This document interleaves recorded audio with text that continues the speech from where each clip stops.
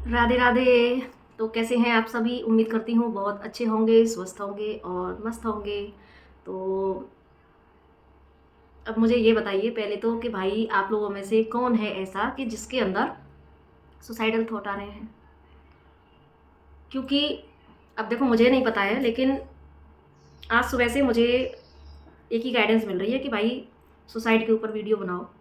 और बाकी इससे पहले एक वीडियो मैं अपलोड कर चुकी हूँ जो कि कुछ कर्म के ऊपर है, तो आप देख लीजिएगा, वो पहले अपलोड होगी, ये बाद में। तो वो तो मुझे मेडिटेशन में बताया गया और ये मुझे सुबह से आ रहा है, क्योंकि मेरा तो बिल्कुल भी इरादा नहीं है सुसाइड करने का, ठीक है। तो अब पता नहीं किसके लिए है। तो जिसके लिए होगी तो उस तक ज़रूर पहुँचेगी, आज पहुँचेगी, कल पहुँचेगी या कभी भी पहुँचेगी, फ्यूचर में पहुँचेगी। लेकिन जिसके लिए डिवाइन बनवा रहे हैं तो ये पहुँचेगी ज़रूर। तो लेकिन अब जो भी इसके संपर्क में आए इसको सुनिएगा। लेकिन भाई आपसे हाथ जोड़ के विनती है, जो भी है सुसाइडल थॉट अपने अंदर ना लेके आएँ। और अगर आ रहे हैं तो चर्चा कर लेते हैं इस पर थोड़ी सी कि भाई क्यों आ रहे हैं सुसाइडल थॉट, क्यों निराश हो इतना? सिर्फ इसलिए ना कि आप जैसा चाह रहे थे वैसा नहीं हो रहा है। आपको लगता है कि लोग आपको नहीं समझ रहे हैं, या आपको लग रहा है कि मैं तो इतना कुछ कर रहा हूँ लेकिन चीज़ें मेरे हिसाब से नहीं हो रही हैं। या फिर एक दूसरा रीज़न ये भी होता है कि कई बार जब ये तो हो गया हमारा एक 3D परसेप्शन, जो कि इस भौतिक जगत के हिसाब से चीज़ें नहीं होती, तो हम कई बार फेलियर पर फेलियर, फेलियर पर फेलियर जब ये चीज़ें देखते हैं तो ऐसा हो जाता है कि इंसान लगता है कि मुझे कहीं से सपोर्ट नहीं मिल रहा, लोग मुझे नहीं समझ रहे। मतलब कह सकते हैं कि हमारी एक्सपेक्टेशन के हिसाब से काम नहीं हो रहा ना, तो इसलिए हमारे अंदर हम बहुत जल्दी निराशा में चले जाते हैं। इससे पहले की वीडियो में भी मैंने यही बताया कि बस हम एक ऐसी एनर्जी में आ जाते हैं, काल को, कर्म को और ईश्वर को दोष लगाते हैं, और उसके बाद में इतना निराशा में चले जाते हैं कि भाई बस एक ही रास्ता दिखता है और कोई रास्ता नहीं दिखता। कितनी जल्दी हमारे अंदर इस जीवन को खत्म करने के ख्याल आ जाते हैं। हाँ, पहले तो हम बात कर लेते हैं कि दूसरा कौन सा पक्ष है। एक तो हो गया 3D का, भौतिक जगत का, और दूसरा पक्ष है कि कई बार जब इंसान एक जब आध्यात्मिक पथ पर भी चलता है ना, तो जब डार्क नाइट ऑफ सोल से गुजरता है, और जिसको कहते हैं कुंडलिनी राइजिंग की भी जब प्रक्रिया चल रही होती है ना, तो उस समय भी थोड़ा सा, क्योंकि हमारे कुंडलिनी जब जागृत होती है ना, तो उस समय भी हमारे इश्यूज, हमारे चक्रास के सारे इश्यूज, चक्रास के सारे वुंड्स बाहर निकल के आते हैं। उसी के अकॉर्डिंग 3D में क्योस पैदा होते हैं और फिर इंसान थोड़ा टूट जाता है, और उसके अंदर भी ऐसे थॉट आते हैं ना। तो दो सिचुएशन होती है, लेकिन वहाँ पर जब आप डिवाइन से प्रार्थना करते हो तो वो आपको संभाल लेता है। लेकिन कई बार जब वो हमारा वहाँ पर भी फेथ डगमगा जाता है ना, तो कई बार इस प्रोसेस में लोग सुसाइड थॉट आते हैं और कुछ ऐसा कर भी जाते हैं, है ना, रेयर केस में। वैसे तो अगर आपने डिवाइन को सरेंडर कर दिया तो डिवाइन आपको संभालते ही हैं, लेकिन जो नहीं संभाल पाते खुद को, तो ऐसी चीज़ें हो जाती हैं। अब दूसरा, अगर हम फिर से उसी 3D वाली एनर्जी पे आते हैं, या अगर ऐसे थॉट्स आ रहे हैं तो क्यों, लेकिन सुसाइडल थॉट आपके अंदर अगर आते हैं तो लेकिन क्या अधिकार है हमारा? क्या ये शरीर हमारी खुद की प्रॉपर्टी है? क्या हमारी इतनी औकात है कि हम इस शरीर को बना सकें? विचार कीजिए जरा। आपको और हमें ईश्वर ने सिर्फ एक मशीन के तौर पर बनाया है। हम सिर्फ मशीन हैं जो ईश्वर ने बना दी, और हम उसके अकॉर्डिंग बस, डिवाइन ही चला रहा है। श्वासों के रूप में जो डिवाइन ने ऑयल डाला हुआ है ना भीतर, उस ऑयल से हम चल रहे हैं। और इस मशीन की जो बागडोर है, जो इसका स्विच है, वो डिवाइन के हाथ में है। तो जब आपका खुद का कुछ है ही नहीं, मशीन डिवाइन ने दी, ऑयल डिवाइन ने डाली, आपका क्या है फिर? आपका क्या अधिकार है इसको नष्ट करने का? तो बड़ी जल्दी हम परिस्थितियों से भागने लग जाते हैं, और बस एक ही ख्याल आता है जब कोई रास्ता नज़र नहीं आता। भाई जब कोई रास्ता नज़र नहीं आता तो ईश्वर भी तो है, लेकिन ईश्वर पर भी विश्वास बड़ी जल्दी डगमगा जाता है। अरे बहुत दिन से प्रार्थना कर रहे हैं, बहुत दिन से भगवान से भीख मांग रहे हैं, लेकिन भगवान सुन ही नहीं रहा है। तो भाई जब तुम्हारा डिवाइन टाइम आएगा तभी तो सुनेगा वो। या आप एक तरफ तो प्रार्थना कर रहे हो लेकिन अंदर से टूटे हुए, अंदर से फेथ नहीं है। तो भाई विश्वास से ही सृष्टि होती है।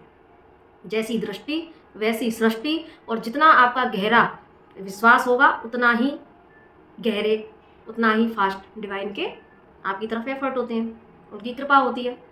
तो कहीं जो कमी होती है ना, वो हमारे भीतर होती है, डिवाइन के अंदर नहीं होती। सॉरी, डिवाइन तो खुद ही अपने आप में संपूर्ण है, और डिवाइन तो चाहते ही हैं ठीक है। लेकिन जो कमी होती है हमारे खुद के समर्पण में होती है, हमारे खुद के विश्वास में होती है। बहुत जल्दी डगमगा जाते हैं, जल्दी चाहते हैं चीज़ों को, थोड़ा करना चाहते हैं लेकिन रिजल्ट ज़्यादा पाना चाहते हैं और जल्दी पाना चाहते हैं। पेशेंस लेवल नहीं है। और जैसा कि प्रीवियस वीडियो में मैंने बोला कि होता सब कुछ हमारे ही कर्मा के अकॉर्डिंग है। आज जो हम भुगत रहे हैं या जो भी चीज़ें हमारी लाइफ में चल रही हैं, सब कुछ एक एक कर्म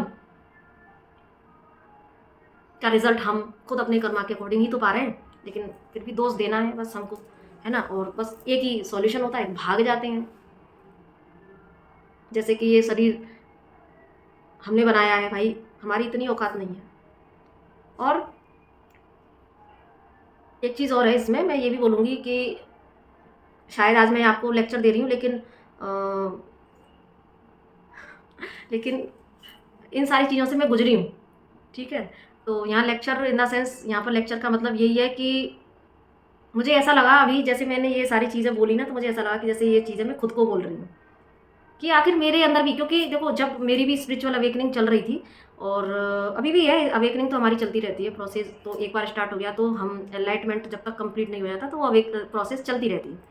लेकिन उससे पहले जब हम एक 3D लाइफ को जी रहे होते हैं, अभी भी जी रहे हैं, लेकिन जब हमारा जो कॉन्शियसनेस का लेवल था वो जब 3D कॉन्सेप्ट था, हमारा 3D परसेप्शन से चीज़ों को देखते थे, तो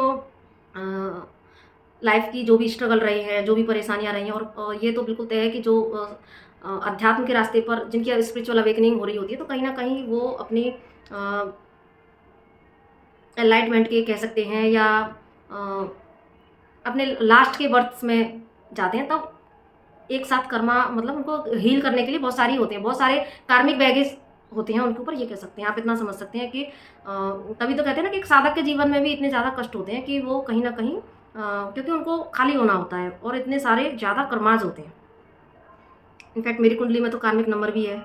और दूसरा जो मैं अपने अगर लाइफ के एक्सपीरियंस से बताऊं तो मेरी कुंडली में चंद्रमा के साथ में राहु लगा हुआ है, तो ग्रहण दोष तो वैसे ही है। तो और राहु के साथ चंद्रमा के साथ राहु लगा होना यानी कि चंद्र ग्रहण का जो दोष बनता है, तो इससे ज़्यादा मानसिक तनाव, घुटन, सुसाइडल थॉट्स एक्सेस में मेरे अंदर भी आते थे। इतने आते थे कि कोई छोटी सी बात नहीं हुई सुसाइडल, अरे नहीं ख़त्म ही कर लेते हैं अपने आप, ख़त्म ही कर लेते हैं अपने आप को। लेकिन हाँ, ये छोटी सी बात नहीं, एक्चुअली लाइफ में स्ट्रगल इतने ज़्यादा फेस किए होते हैं कि इंसान फिर एक ही चीज़ सोचता है। तो मेरा शायद यहाँ पर वीडियो डिवाइन ने इसलिए ही बनवाई कि आज मैं तो चलो निकल गई हूँ इस स्टेज से, लेकिन शायद कुछ लोग आज भी इस स्टेज से गुजर रहे हैं, सुसाइडल थॉट आते हों अंदर, है ना। तो किसी ना किसी के लिए तो डिवाइन ने यहाँ पर ये बनवाई है वीडियो। तो आज मुझे एक्चुअली में जब मैंने ये बोलना स्टार्ट किया तो मुझे अपना वही रूप यहाँ पर याद आ गया, वही दिखाई देने लगा कि मैं जो जैसा बिहेवियर करती थी और बस हारने लगती थी। कि बहुत स्ट्रगल भी किए, बहुत सारी चीज़ें, बहुत कोशिश करने के बाद में जब चीज़ें खराब बिगड़ी, बहुत परेशानी फेस की, तो फिर क्या हुआ, विश्वास कहीं ना कहीं डगमगाने लगता है। ईश्वर पर विश्वास तो खैर मेरा कभी नहीं टूटा, कभी भी नहीं टूटा, ये डिवाइन की बड़ी कृपा रही है मेरे ऊपर। हाँ, लेकिन हाँ, खुद से ज़रूर भागने की कोशिश की, बहुत सारे सुसाइडल थॉट आते थे। तो अब लेकिन कहते हैं ना कि जब अगर आपका विश्वास डिवाइन पर पक्का है कि जो कुछ भी हो रहा है तो मेरे ही कर्मा है, ये अगर आपने शुरू से समझा हुआ है और विश्वास और समर्पण आपने डिवाइन पर किया हुआ है, तो डिवाइन आपको गाइडेंस देते हैं, डिवाइन आपको अलर्ट करते हैं, डिवाइन आपके सामने, क्योंकि भाई वो आपसे ज़्यादा प्यार करते हैं, आपके एक्चुअल माता पिता हैं वो, तो आपको वो ऐसी चीज़ें आपके सामने ला के रख देते हैं कि फिर जो पकड़ पाता है, जो ईश्वर की बहुत कनेक्टिविटी में है, ईश्वर से पास का रिश्ता है जिसका, क्योंकि जब हम ईश्वर से दूर का रिश्ता बना लेते हैं ना तो हम उन संकेतों को पकड़ नहीं पाते, लेकिन जब ईश्वर से हमारा पास का रिश्ता बन जाता है तो हम उसके संकेतों को पकड़ते हैं। तो मेरे सामने भी कुछ ऐसी मेरे गुरुदेव की कृपा से, जब मैं एक बार एक ऐसे ही दौर से गुजर रही थी, बहुत साल पहले की बात है, तो मैं जब ऐसे दौर से गुजर रही थी तो मैंने पूरा ठान लिया था कि बस अब तो ख़त्म, अब नहीं कुछ मुझे करना। और मुझे लगा कि बस मैं रेडी कर लेती हूँ अपने आप को। लेकिन तभी उसी वक्त ऐसा मिरेकल हुआ कि मेरे गुरुदेव की संस्थान से ना पत्रिका आती है एक, और वो पत्रिका बाकायदा, बस मैं तो तैयारी करके जाने ही वाली थी, लेकिन तभी वो पत्रिका आई जिसका नाम अखंड ज्ञान है, ठीक है। अब वो पत्रिका आई तो मैंने ही हाथ में ली, वो देने आते थे तो गुरु भाई बहन, तो मैंने वो पत्रिका जैसे ही ली, अब पत्रिका का पहला ही जो लेख था वो आत्महत्या के ऊपर, तो मेरी आंखों में आंसू आ गए और मैं एकदम से शॉक्ड हो गई कि कैसी सत्ता है गुरु और कैसी सत्ता है वो ईश्वर, अगर आपके हृदय में ईश्वर के लिए प्रेम है, आप चाहे कितनी भी विपरीत परिस्थितियों से जूझ रहे हो, आपने खुद को तो क्षति पहुंचाने की कोशिश की, लेकिन एक विश्वास जो आपका डिवाइन के लिए कि मैं अगर जा भी रहा हूँ ना, तो बस ईश्वर मुझे अब तेरी गोद में आना है, तो ईश्वर आपको ऐसे नहीं जाने देंगे। ईश्वर को पता है कि भाई तेरी लाइफ में जो भी चीज़ें चल रही हैं, इनसे तू निकलेगा, मैं निकालूंगा तुझे। तू एक बार विश्वास तो कर। साईं बाबा भी बोलते हैं ना, श्रद्धा और सब्र। तू पेशेंस तो रख, मैं तुझे निकालूंगा, क्योंकि अगर इतनी परेशानियां तेरे लाइफ में हैं तो यकीन मान, मैं तुझे कुछ बनाना चाहता हूँ।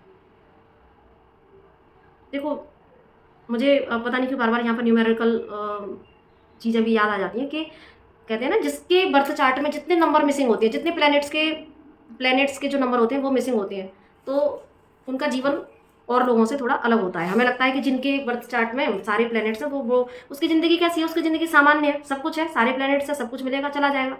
लेकिन जिनके बर्थ चार्ट में प्लैनेट्स बहुत सारे मिसिंग नंबर है, समझो वो कुछ बड़ा करने आया है, वो एक ऐसी शख्सियत बनने आया है जो डिवाइन उसको कुछ बनाना चाहती है, डिवाइन उस पर काम करना चाहते हैं। इसलिए उसकी लाइफ में इतनी सारी परेशानियां हैं कि वो एक तरह से इंसान टूट जाता है। लेकिन आपका फेथ उस डिवाइन पर और आपका जो सोल कॉन्ट्रैक्ट जो हम करके आते हैं, तो डिवाइन उसको वहीं संभाल लेता है।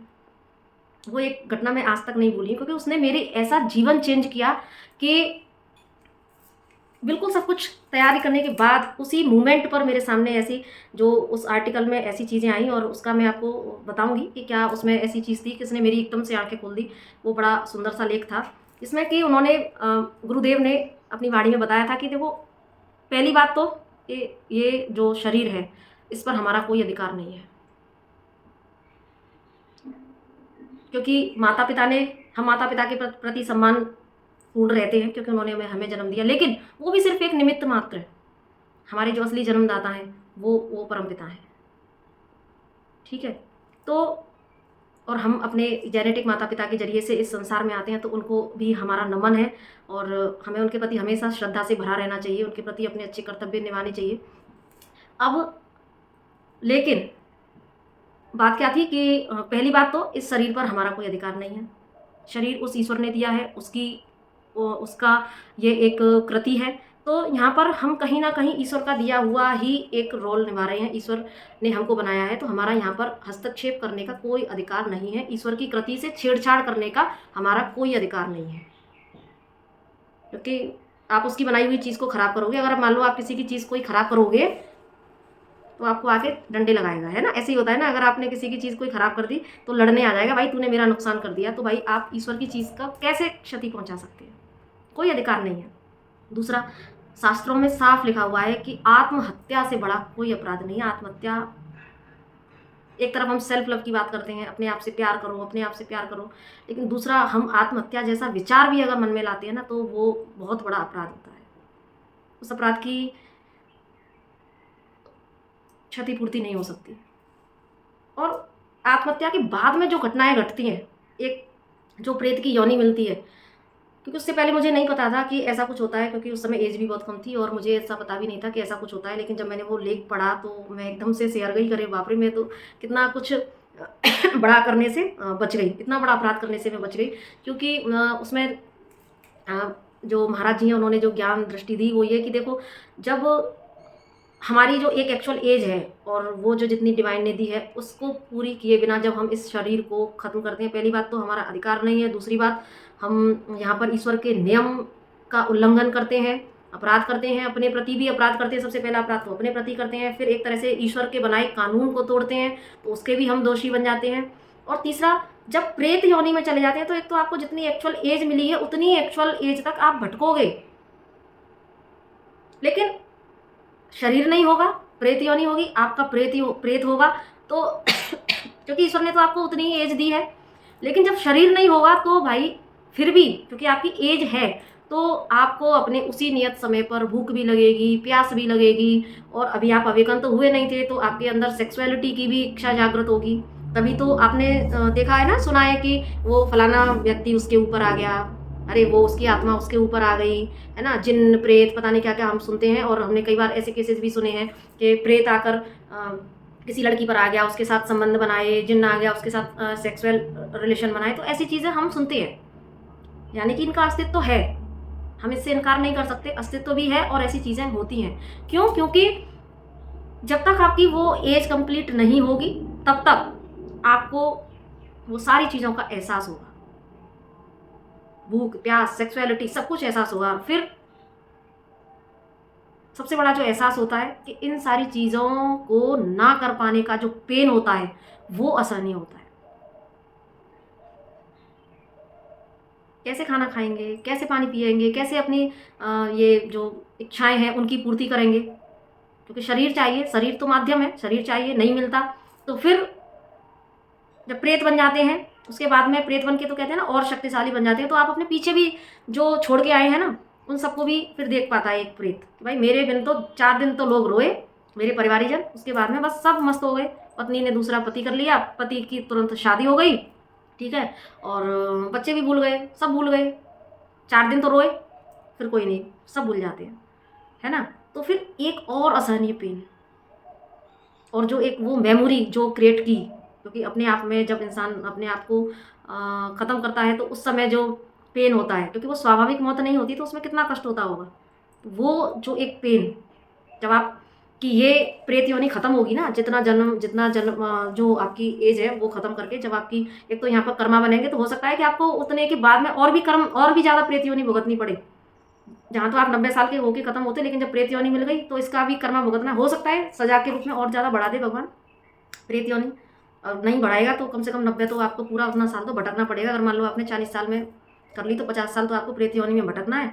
अब एक तो इस तरह का पेन कि भाई मेरे पीछे तो ये सारी चीज़ें हो रही हैं, परिवारीजनों को जाके परेशान करोगे, खुद का पेन कि भाई मैंने तो इनके पीछे अपनी ज़िंदगी बर्बाद कर ली, फिर कहीं ना कहीं एक इंसाइट कि अरे मेरे से अपराध हो गया, और उसके बाद में फिर एक कुंठा अंदर भरती है, और फिर अपनी इच्छाओं की तृप्ति के लिए फिर प्रेत क्या करते हैं, वो फिर शरीर ढूंढते हैं, क्योंकि उनको पूरा करना है, कहते हैं ना मरने के बाद और शक्तिशाली हो जाते हैं, फिर वो शरीर ढूंढते हैं, कभी किसी के ऊपर आना शुरू कर देते हैं, मतलब ऊपर आने इन द सेंस कभी किसी के शरीर में प्रवेश करते हैं, कभी किसी के शरीर में प्रवेश करते हैं, और कुछ कुछ एरिया तो ऐसे हो जाते हैं ना जहाँ पर लोग कहते हैं अरे जाना मत, वो वहाँ पर फलाने का प्रेत है, फलाने का भूत है, ऐसी चीज़ें करते हैं। क्या आप लोग चाहते हैं कि आप ऐसे प्रेत बन जाओ कि आपका नाम जो कि एक अच्छे रूप में याद करें लोग, इसकी जगह आपको भूत कहकर लोग पुकारे कि अरे उसका भूत है, हाँ मत जाना इतनी रात में, उसका भूत है। तो अगर आप ये चाहते हैं तो मुझे नहीं लगता कि चाहते होंगे। तो कुछ ऐसे विचार मुझे उस पत्रिका से मिले कि ऐसे होता है, और जब तक कि आपकी एज पूरी नहीं हो जाती तो आप अपने लिए तो परेशानी का सबब बनते ही हैं, हम कितने लोगों को परेशान करते हैं और फिर उसके भी कर्मा भुगतते हैं, वो भी कर्मा, कितने लोगों की ज़िंदगी अपनी तो बर्बाद की, दूसरों की भी बर्बाद कर रहे हैं, कर्मा पर कर्मा क्रिएट कर रहे हैं। मनुष्य तन में थे तब भी कर्मा क्रिएट कर रहे थे, प्रेत योनि में आ गए तब भी कर्मा क्रिएट कर रहे हैं, सामने वाला व्यक्ति बेवजह परेशान हो रहा है ना। तो ये सारी चीज़ें मुझे वहाँ से मिली, तो भाई मैंने कान पकड़ लिया, मैंने बहुत माफ़ी मांगी कि भगवान मैं आज के बाद कभी ऐसा ख्याल भी मन में नहीं लाऊंगी, चाहे कितना भी कष्ट हो।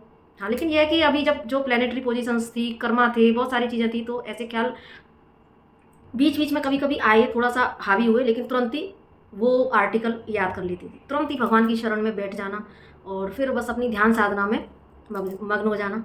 फिर एक टाइम ऐसा आया कि जब मैं बहुत गहरे ध्यान में उतर गई तो काफ़ी टाइम तक साधना करती थी। तो ये जो भी कहते हैं ना कि इंसान के हाथ में बहुत कुछ है, जो भी दोष, क्योंकि मैंने जैसे अपनी पहली वीडियो में बताया कि हमारी जो कुंडली है कहीं ना कहीं हम खुद लिखते हैं, तो अपने कर्माज की वजह से हम अपनी कुंडली को लिखते हैं। अब लेकिन जब हम अवेयरनेस में आते हैं तो अगर हमको समझ में आती है कि ये तो हमारे ही कर्म थे, हम किसी को क्यों दोष दें, हम जो फेस कर रहे हैं। फिर जब कुछ मैं अध्यात्म में गई तो मैंने जब आकाशिक रिकॉर्ड देखना शुरू किया, अपने देखे, लोगों के देखे, तो मुझे कर्म विधान और अच्छे से समझ में आया। तब फिर एक तरह की अवेकनिंग थोड़ा फास्ट हुई, है ना। तब मेरी चीज़ें समझ में आई कि नहीं, यहाँ पर फिर धीरे धीरे क्या होता है ना, अपने ऊपर जितना ज़्यादा काम करते जाते हैं तो हमारे जो प्लानिटरी पोजीशन है वो भी चेंज हो जाते हैं, ये तय है। जो पहली वीडियो में मैंने बोला था ना, मुकद्दर खुद लिखते हैं फिर विधाता, तो वो घटना भी घटती है। आपके कितने भी चंद्र ग्रहण हो या सूर्य ग्रहण हो, वो सारे ग्रहण, कहते हैं ना ग्रहण भी एक दिन उतरता है, लेकिन यहाँ पर आपका हार्ड वर्क लगता है, आपकी खुद की दृढ़ निश्चय की पावर लगती है, आपकी खुद की स्ट्रेंथ लगती है, आपका पेशेंस लगता है। तो ये सारी चीज़ें जब आप और सबसे बड़ा डिवाइन पर सरेंडर, डिवाइन पर फेथ। तो ऐसा ही मेरे साथ में हुआ फिर। तो जब एक बार मैं ये सारी चीज़ें फिर हुई, उसके बाद में जब मैंने जैसा कि बताया कि अवेकनिंग, ध्यान, साधना और आकाशिक, ये सारी चीज़ों से जब मैं जुड़ी तो फिर मुझे ये सारी चीज़ें समझ में आई।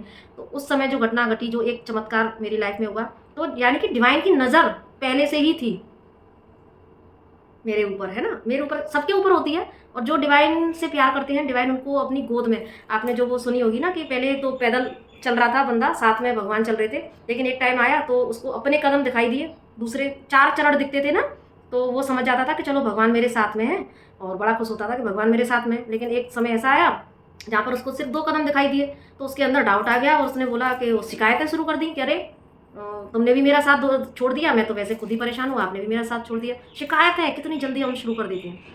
लेकिन फिर भगवान ने उसको क्या दिखाया, क्या बोला कि भाई जिनको तू अपने चरण समझ रहा है ना, अपने पैर समझ रहा है, वो तेरे है ही नहीं, वो मेरे चरण है, तू मेरी गोद में है। तो डिवाइन ऐसे होती है, उनकी दृष्टि हमसे, हमारे ऊपर हमेशा होती है।